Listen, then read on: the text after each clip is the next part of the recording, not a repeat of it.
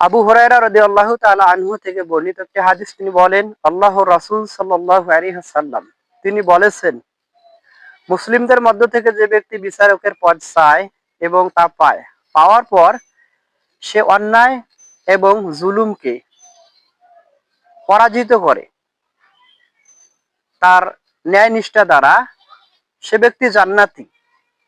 আর যে ব্যক্তি অন্যায় এবং জুলুমের উপরে প্রতিষ্ঠিত থাকে বা সমাজে অন্যায় জুলুম ব্যভিচার প্রতিষ্ঠিত হয়, সে ব্যক্তি হচ্ছে জাহান্নামী।